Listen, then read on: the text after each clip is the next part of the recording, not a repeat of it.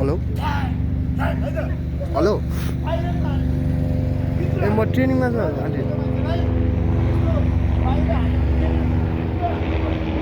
हजुर हजुर ए हल्का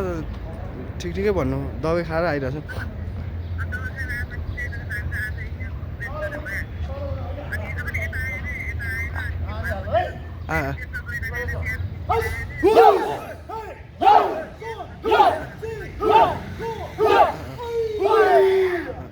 हुन्छ आन्टी अहिले एकछिनतिर आउँछ हजुर हजुर